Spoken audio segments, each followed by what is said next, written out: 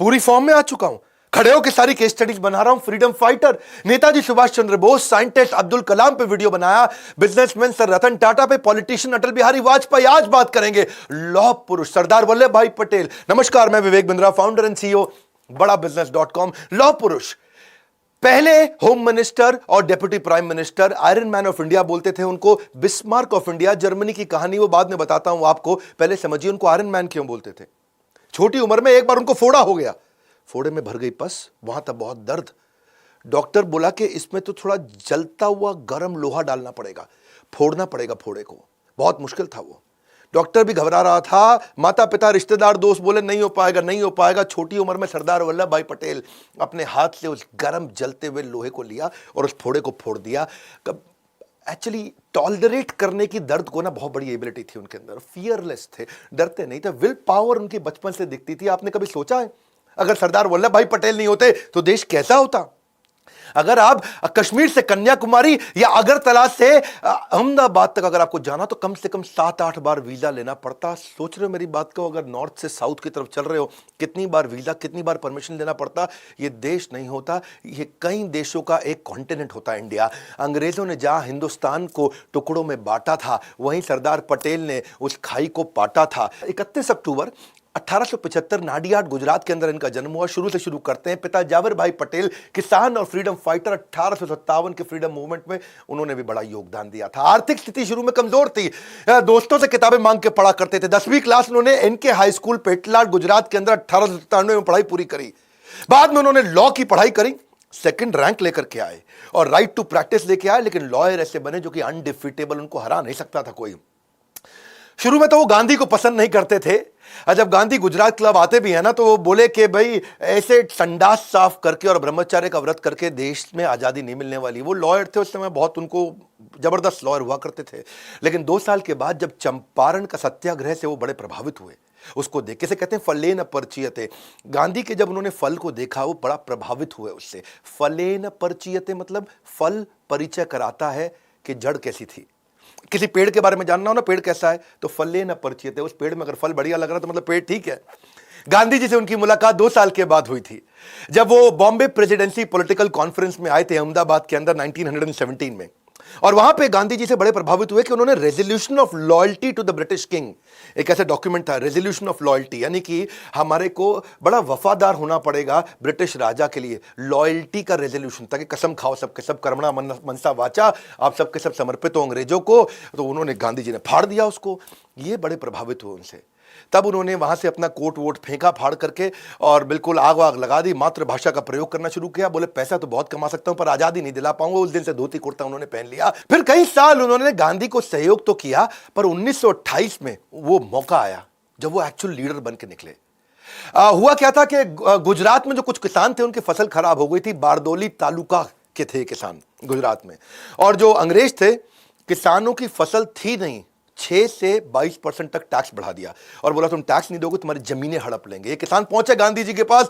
Gandhi ji busy थे, उन्होंने पहली बार सरदार पटेल को भेजा। तब तक वो सरदार नहीं थे, जब तक वो वल्लभ भाई पटेल हुआ करते थे।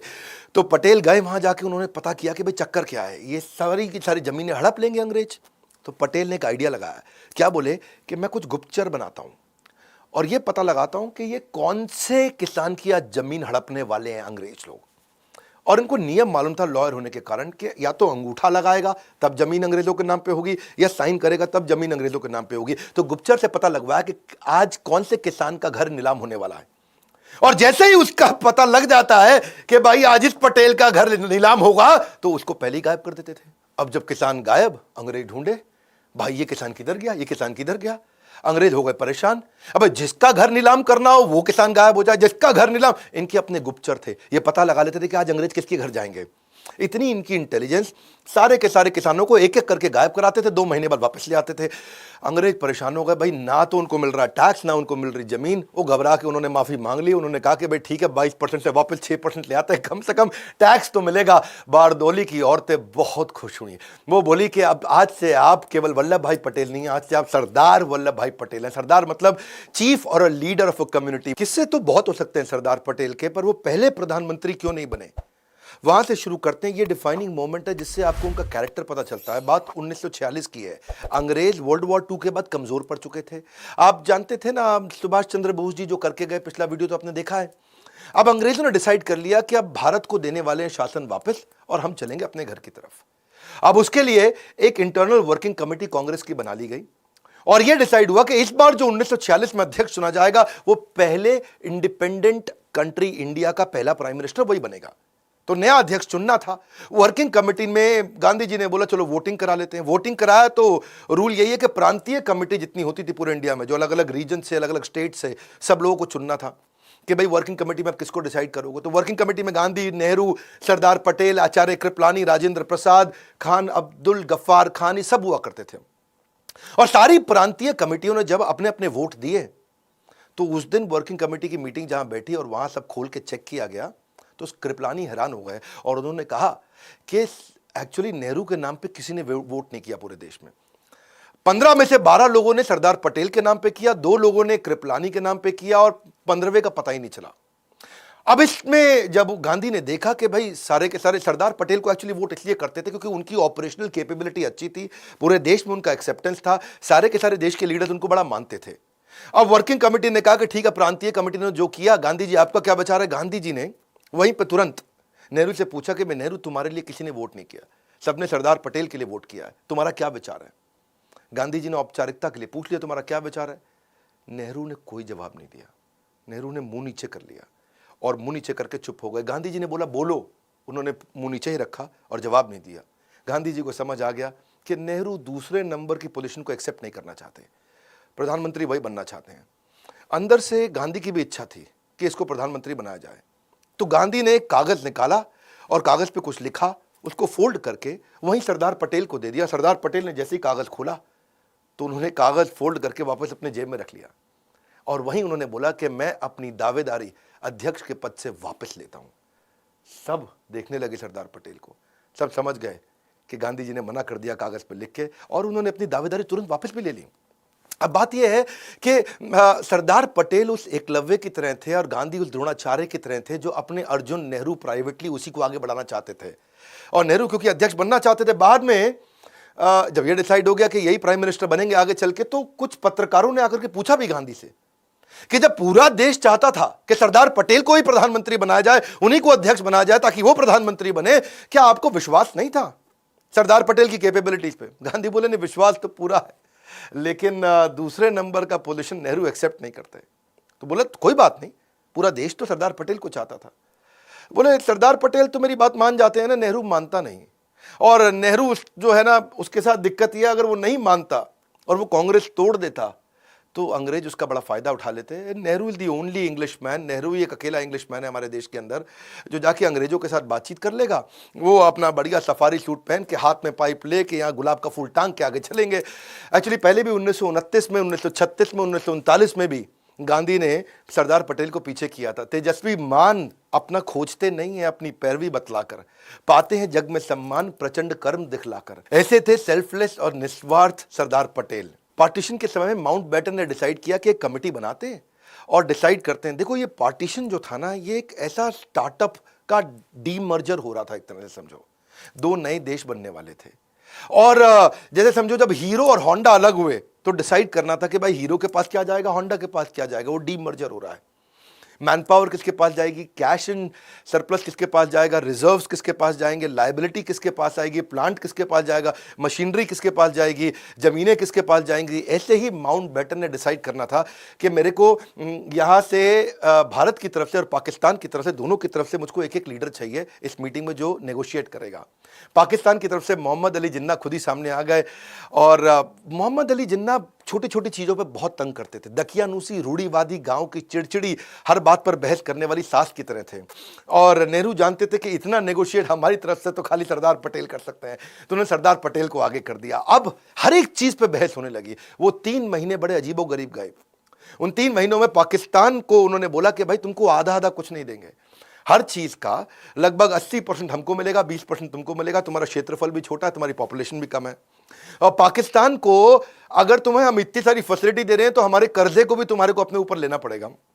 तो ये थे सरदार पटेल, जिन्होंने बड़ा अच्छा नेगोशिएशन कराया कि भाई कैश में सोना चांदी, डाक की टिकटें, पोस्टल रेवेन्यू स्टैंप, ये सब कैसे डिवाइड किए जाएंगे। 400 करोड़ रुपया उस समय भारत के पास हुआ करता था। तो जिन्ना ने बोला कि भाई आधा आधा कर दो, 200 तुम रखो 200 हम रखेंगे। सरदार पटेल बोले नहीं, तुमको 75 करोड़ ही मिलेंगे, क्योंकि तुम्हारी जनसंख्या और खर्च दोनों ही कम है हमसे, तो उसमें से 20 करोड़ तुमको अभी दे देंगे, 55 करोड़ बाद में दे देंगे। जिन्ना चालाक थे, एक मौका भी नहीं छोड़ना चाहते थे। बोले मुझको करेंसी प्रिंटिंग मशीन भी दे दो। सरदार पटेल बोले अपना देश बना रहे हो, हर चीज मांगोगे क्या, भिखारी हो, अपनी प्रिंटिंग मशीन खुद ही बना लो वहां पे जाकर के, तब तक जितने नोट चाहिए हमसे ले जाना, काम चला लेना। जिन्ना बोले कोई बात नहीं, चलो आईबी दे दो, अपना इंटेलिजेंस ब्यूरो मेरे को दे दो, उसको भी आधा आधा डिवाइड करेंगे। सरदार पटेल बोले भैया ऐसा है, सुनो, देश का बंटवारा हो रहा है, राज का, हमारे सीक्रेट्स का बंटवारा नहीं हो रहा। क्योंकि जानते थे सरदार पटेल, अगर इंटेलिजेंस ब्यूरो उनको दे देंगे तो ये सारे हमारे इंटेलिजेंस ब्यूरो के राज लेकर के फिर हमको नुकसान करेंगे। माउंटबेटन जो थे वो बोले मेरे पास 2 गाड़ियां हैं, चलो उनको भी रख लो। एक गाड़ी सोने की थी, एक चांदी की थी। तो जिन्ना जो है अपना लाठी घुमाते हुए जा करके सोने की गाड़ी का दरवाजा खोले, उसमें जाके बैठ गए, सोने वाली तो हम ही लेंगे। सरदार पटेल देखिए यार, ये आदमी तो हर चीज में चिढ़ेगा। सरदार पटेल ने बोला नहीं देते तुमको, एक काम करो, चलो टॉस करो, सिक्का उछाल लो, हेड टेल, देखते हैं किसके हाथ में सोने की आती है चांदी की आती है। माउंटबेटन ने सिक्का उछाला और बोला हेड टेल। सरदार पटेल ने बोला हेड, तो वो जीत गए। सोने की गाड़ी भारत को मिल गई, चांदी की उनको मिल गई, भाई पाकिस्तान को। सरदार पटेल जिन्ना को समझ चुके थे। जिन्ना ने बंटवारे के बाद भी तंग किया। सरदार पटेल उनको एक साथ पैसा भी इसीलिए नहीं दे रहे थे कि इनको एक बार में पैसा दूंगा तो ये बाद में मुझको तंग करेगा। तो 75 करोड़ में से खाली 20 ही दिया था। गांधी जी बोले बाकी पैसा उनको दे दो। बंटवारे के बाद उन्होंने देखा कि जब जिन्ना दोबारा से आतंकवाद की सारी हरकतें उन्होंने शुरू कर दी, सरदार पटेल ने बोला अब तो पैसा नहीं दूंगा। गांधी जी बोले ठीक है, मैं अनशन कर लेता हूं। सरदार पटेल समझ रहे थे, गांधी जी बात बात पे अनशन कर रहे थे। वो उनके जाके चरण भी छूते, नहीं नहीं गांधी जी माफ करिए, मैं दे दूंगा, ये हमको भी तंग करेंगे। और सरदार पटेल सरदार भी थे, एकदम बहुत मजबूत भी थे। तो वो एक ऐसे व्यक्ति थे जो सारे माहौल के हिसाब से काम करते थे। कलकत्ता में इन्होंने दोबारा दिक्कतें करी, 5000 लोग वहां मारे गए, हिंदू मुसलमान के झगड़े हो रहे हैं। 7 सितंबर 1947 को उन्होंने एक आदेश दे दिया, दंगाइये को देखते गोली मार दो। हाँ, यहां पे लाहौर को, मैं दिल्ली को एक और लाहौर नहीं बनने दूंगा, क्योंकि वो मानते थे कि एकता ही देश की तकदीर है, और जिसमें एकता नहीं है वो देश तो फकीर है। हजरत निजामुद्दीन में सारे मुसलमानों को जब दिक्कत आई, सरदार पटेल वहां पहुंच गए, बोले सारे मुसलमानों की रक्षा मैं करूंगा। भाई जो हमारे देश को मुसलमान वफादार नहीं हो, भले ही पाकिस्तान चला जाए, पर जो हमारे देश में रहेगा उसकी रक्षा मैं करूंगा। उन दिनों जिस समय जब ट्रेन पाकिस्तान से इंडिया आती थी तो उसमें हिंदुओं की लाशें होती थी, तो उन्होंने अमृतसर से मुसलमानों की लाशें भेजनी शुरू करी। तो सरदार पटेल खुद अमृतसर पहुंच गए कि ये तो वो शहर है जहां हिंदू और सिख और मुसलमानों के खून को जलियांवाला बाग से रंगा गया था। भाई सारे सिखों को ध्यान रखना पड़ेगा। और जाकर के उन्होंने वहां भी बोला कि भाई मुसलमानों को अब नहीं मारेंगे। समूहम सर्वभूतेषु, सरदार पटेल ऐसे व्यक्ति थे जो मुसलमान और हिंदुओं सबकी रक्षा करना चाहते थे। बेसिकली इनके कॉन्ट्रीब्यूशन में जो हिस्सा था ना, वो जो 565 रियासतें इन्होंने जोड़ी, सबको जोड़ करके भारत को अखंड बनाया, जो नेगोशिएशंस किए, वो सरदार पटेल का बहुत बड़ा कंट्रीब्यूशन था। ये साम दाम दंड भेद तीनों चारों किया करते थे। बातचीत की नीति हो गया साम दाम, भाई बातचीत करके 561 रियासतें इन्होंने साथ में कंट्रोल कर ली। जो नहीं माना जूनागढ़, तो वहां जाके भेद कर दिया जूनागढ़ के अंदर। जो बिल्कुल नहीं माना जैसे कि हैदराबाद, वहां जाके उनको दंड दिया। ऐसे व्यक्ति थे सरदार पटेल के, डसते नहीं थे, फन दिखा के डरा देते थे। जोधपुर जूनागढ़ में बड़ी दिक्कत आई। जोधपुर के राजा थे, वो सारी 22 की 22 रियासतें, पूरे राजस्थान की, ग्रेटर राजस्थान की, वो जोधपुर से इन्फ्लुएंस थी, क्योंकि जोधपुर बहुत बड़ा था। और वहां के जो राजा हनवंत सिंह थे, 1947 में वो धौलपुर के महाराज नवाब की मदद से, जो भोपाल वाले थे, उनकी मदद से जाके जिन्ना से मिले और जिन्ना के साथ उन्होंने नेगोशिएशन कर लिया। और जिन्ना ने उनको कन्विंस कर लिया कि भाई तुम, मैं कोरे कागज पे साइन करके दे देता हूं तुमको, महाराज हनवंत सिंह ऑफ जोधपुर, जो तुमको चाहिए मुझसे ले लो। और डिसीजन ये हो गया कि कराची का बंदरगाह की सुविधा दे देंगे आपको, रेलवे के आने जाने की सुविधा दे देंगे, अनाज और शस्त्रों के इंपोर्ट एक्सपोर्ट की पूरी सुविधा दे देंगे। तो इनको इतना कंफर्ट आ गया, बोले हम तो जा रहे हैं पाकिस्तान में। और जोधपुर के इन्फ्लुएंस के चक्कर में राजस्थान की जो बाकी 21 रियासतें थी, वो भी जोधपुर के पीछे पीछे चलती थी। उन्होंने भारत के साथ जुड़ने को मना कर दिया। सरदार पटेल के लिए बहुत दिक्कत आ गई। सरदार पटेल ने जो वीपी मेनन, ये वीपी मेनन पे एक वीडियो बनाना बनता है, बहुत जबरदस्त आदमी थे उनके टाइम के। उन्होंने उसको भेजा कि जाओ भैया तुम जोधपुर के महाराज से जाके मिलो और उनको बोलो इंस्ट्रूमेंट ऑफ एक्सेशन पे साइन कर दो, तुम भारत के साथ ही रहने वाले हो। जाके वहां वीपी मेनन पहुंचे तो जोधपुर के महाराजा ने रिवॉल्वर लगा दी उसके गले पे, बोला तुझको तो खत्म कर दूंगा। बेचारा वीपी मेनन वापस आया, समझ में आया इनको कि भाई सरदार पटेल को सुनने नहीं वाला। तो मैंने बताया ना, ये फन दिखा के डराते थे। इन्होंने जोधपुर के राजा को बोला दिल्ली आओ मुझसे मिलने के लिए। जोधपुर के महाराज जब दिल्ली पहुंचे, हनुमंत सिंह को मिलने के बाद बोले कि तुम्हारे जो पिता है ना, वो मेरे बहुत अच्छे दोस्त थे और तुम्हें मेरी देख रेख में छोड़ के गए हैं। और मेरी बात समझ लो, अगर तुम ऐसे नहीं मानोगे तो पिता के रूप में आकर के ऐसा दंड दे के तुम्हें सुधारूंगा, अकल आ जाएगी तुमको। और उनको, क्योंकि ना इनको मालूम था कि जैसलमेर, बीकानेर, ये सब कोई साथ में नहीं आया और ये पाक के साथ जाके मिल गया। अगर पाकिस्तान के साथ और राजस्थान पाकिस्तान के पास चला जाता तो पूरा राजस्थान मिला के पाकिस्तान दिल्ली के नजदीक आता। और किसी देश की राजधानी अगर बाजू वाले देश के बिल्कुल नजदीक हो तो देश की राजधानी पर खतरा बढ़ जाता है। तो इन्होंने उनको समझाया जोधपुर के राजा को, भाई मेरी बात सुन, तेरे जो जनता है ना वो तेरा साथ नहीं देगी, सारी जनता तेरी हिंदू है और पाकिस्तान के साथ जबरदस्ती जोड़ा तो जनता समेत मैं तेरे खिलाफ खड़ा हो जाऊंगा, खत्म कर दूंगा। तो नतीजा बाद में यही निकला कि इन्होंने साइन कर दिया, बोला ठीक है जी सरदार पटेल जी माफी मांगता हूं, सारी 21 रियासतें इनके साथ वापस आ गई। इधर पूरा राजस्थान कंट्रोल में आया, लेकिन गुजरात का जूनागढ़, वहां हो गई दिक्कत, क्योंकि जूनागढ़ में पॉपुलेशन तो हिंदू की थी, राजा मुसलमान था। वो बोला हम पाकिस्तान से मिलेंगे। बिना लड़े सरदार पटेल ने वीपी मेनन को फिर बोला, जाओ भैया जूनागढ़ पहुंच जाओ, इस बार मैं लड़ूंगा नहीं। बिना लड़े कैसे करेंगे, इसे बोलते हैं कूटनीति। बोला राजा से मत मिलना, जागीरदारों से मिलो। ऊपर राजा है, नीचे जागीरदार हैं छोटे छोटे, उनसे जाके मिलो, उनको जाके भड़का दो और जाकर के क्या बोलो, उनको बोलो कि तुम्हारा मुस्लिम नवाब मुस्लिम मुल्क के चंगुल में तुम सबको फंसवा देगा। तुम सारे हिंदू हो, तुम्हारा नवाब मुसलमान, वो देश मुसलमान, तुम सब फंस जाओगे। जैसे ये बोला तो वहां विद्रोह चालू हो गया। सारे जागीरदार राजा को बोलने लगे, मुस्लिम नवाब को, वहां पे हम नहीं जाएंगे पाकिस्तान में। और बिना लड़े इन्होंने क्या बोला कूटनीति से, चलो वोटिंग करा लो। जब वोटिंग कराया गया 1948 के अंदर जूनागढ़ में, तो इंडिया के लिए उनसे पूछा किसको वोट दोगे, इंडिया में रहोगे कि पाकिस्तान में रहोगे। तो 1,19,000 लोगों ने भारत के लिए वोट किया, केवल 91 लोगों ने पाकिस्तान के लिए वोट किया।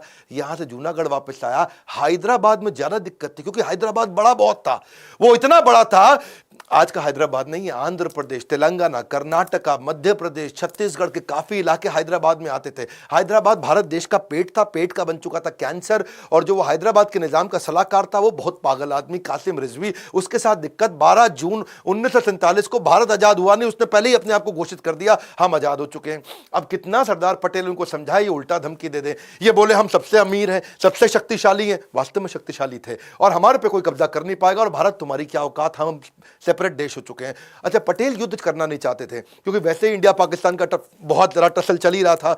और ये लेकिन हैदराबाद वाले मान नहीं रहे। इन्होंने पाकिस्तान को 20 करोड़ रुपया उधार दे दिया, पाकिस्तान को और एम्पावर किए जा रहे थे, और ताकि पाकिस्तान कश्मीर में लड़ने के लिए भारत के खिलाफ हथियार खरीद सके। हिंदुओं का बलात्कार कर रहे, हत्या कर रहे, लूटपाट कर रहे।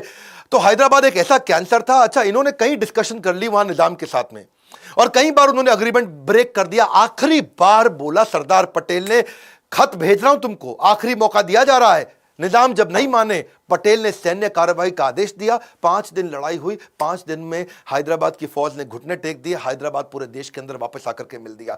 इसी तरह कश्मीर में दिक्कत आ रही थी। अब कश्मीर में दिक्कत क्या थी, वहां के राजा थे हरि सिंह, वो कहते भाई हम भी नहीं मानेंगे, है जी, हम अलग देश, है जी, हमारा ही अलग देश हो गया। राजा हरि सिंह बोले यार मेरा तो प्लान ही अलग है, मैं इसको स्विट्जरलैंड बना दूंगा, कश्मीर बड़ा खूबसूरत है, इसको स्विट्जरलैंड बनाऊंगा, मेरी ज्योग्राफिकल कंडीशन बहुत अच्छी है। लेकिन हुआ क्या, अभी तो वो आके भारत में मिले नहीं थे। हुआ ये कि वहां से वो इंडिपेंडेंट रहना चाहते थे, वहां से पाकिस्तान ने क्या गलती कर दी, 22 अक्टूबर 1947 को कबालियों के माध्यम से उन्होंने जेएनके पे हमला कर दिया, और कश्मीर के जो लोकल मुस्लिम थे वो कबालियों के पाकिस्तानियों के साथ मिल गए। और जैसे ही वो पाकिस्तान के साथ मिल गए, राजा हरि सिंह बहुत दिक्कत में आ गए। अब मौका ढूंढते रहे सरदार पटेल, बिना लड़े इस बार फिर उन्होंने कहा वीपी मेनन जाओ जम्मू पहुंच जाओ। और जम्मू गए, वीपी मेनन को भेजा वहां जाकर के, और उनको बोला हम है ना आपकी सहायता करने के लिए। और वीपी मेनन आ गए, बोले ये जितने कबालिए हैं ना इन सबको ऐसे उड़ा देंगे 2 मिनट में, तुम बिल्कुल टेंशन मत लो, तुम खाली कागज साइन कर दो कि तुम भारत के साथ रहोगे।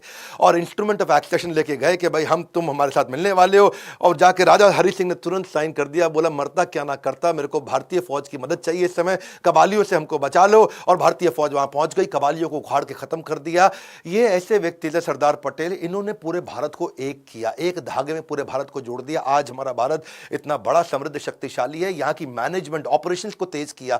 अंग्रेजों के टाइम के जो आईसीएस हुआ करते थे, इंडियन सिविल सर्विस, उन्होंने इनको आईएएस बना दिया, क्योंकि इंडियन सिविल सर्विस के लोग वो book keeping, accounting, warehouse management, छोटे छोटे काम करते थे। इन्होंने आईएएस को एम्पावर किया कि वो प्रशासन में सहयोग करे, कानून को लागू करे, लॉ एंड ऑर्डर अच्छा करे, एग्जीक्यूशन की स्पीड तेज करे, पॉलिसीज बनाए, इंपोर्ट के डिसीजन ले, secretary, joint secretary, additional secretary, magistrate, वो सारे इन्होंने तैयार कर दिए। और बाद में फिर आगे चल के जो शेख अब्दुल्ला आए, उन्होंने जम्मू एंड कश्मीर के लिए अलग स्पेशल स्टेटस की डिमांड करी, उसको स्वीकार भी कर लिया। लेकिन सरदार पटेल जानते थे कि आज ये इंडिपेंडेंट स्टेटस मांग रहे हैं, आगे चल करके ये इंडिपेंडेंट कंट्री बनने की कोशिश करेंगे। हुआ भी यही। सरदार पटेल ने उस समय में आर्टिकल 370 में एक मामूली सा बदलाव कर दिया, छोटा सा बदलाव। और क्या लिखा? संसद जब चाहे राष्ट्रपति के अप्रूवल से धारा 370 को खत्म कर सकती है। आज हमारी सरकार ने उसी का फायदा उठा करके जम्मू कश्मीर को पूर्ण रूप से भारत में मिला लिया है। ये पैटर्न बेस्ड प्रेडिक्शंस कर लेते थे। चाइना के बारे में शुरू से समझ रहे थे। विदेश मंत्रालय सरदार पटेल के पास नहीं था, नेहरू के पास था। लेकिन ये फिर भी बिहेवियरल पैटर्न चाइना का ऑब्जर्व कर रहे थे कि चाइना का जो विस्तारवाद, यानी कि जो सिक्किम को, तिब्बत को, सबको एक्वायर करना चाहता है, उसके कंसिस्टेंट एफर्ट कर रहा है, सिक्किम भी मेरा हो जाए, तिब्बत भी मेरा हो जाए, ये सरदार पटेल पहचान रहे थे। पटेल ने बोला नेहरू को, ये कम्युनिस्ट पावर है, हम डेमोक्रेटिक हैं, इनसे दूर रहो, कम्युनिस्ट से दूर रहो। लेकिन नेहरू ने जाके उनको प्रमोट कर दिया, चाइना को, यूनाइटेड नेशन सिक्योरिटी काउंसिल में, उनको परमानेंट मेंबर भी बना दिया। आगे चल के वही हुआ, 1950 में चाइना ने तिब्बत पे भी अटैक किया, हजारों लोगों की क्रूर तरीके से हत्या करी, औरतों का बलात्कार किया, बच्चियों का बलात्कार किया, महिलाओं की ब्रेस्ट काट दी उन्होंने तिब्बत के अंदर, 22 धर्म गुरुओं को अरेस्ट करके उनको यातनाएं दी। पटेल पैटर्न बेस्ड प्रेडिक्शन समझते थे, ये उनकी इंटेलिजेंस थी। 1962 में फिर से चीन ने हमारे पंचशील समझौते को तोड़ा और अक्साई चीन को उन्होंने आके अपने कब्जे में कर लिया। आज भी वो अरुणाचल प्रदेश, लद्दाख, इस सबको अपने कब्जे में तो लेना चाहता है। चाइना क्या कर रहा है? आज वीटो पावर का इस्तेमाल कर रहा है इंटरनेशनल लेवल पे हमारे खिलाफ। UNSC, United nation security council में हमारे को वीटो पावर ना मिल जाए, उसके लिए वो लगातार काम कर रहा है। जैशे मोहम्मद के फाउंडर जो है मसूद अजहर, उसको इंटरनेशनल टेररिस्ट घोषित नहीं करने दे रहा। कश्मीर के मुद्दे में पाकिस्तान का फेवर कर रहा है।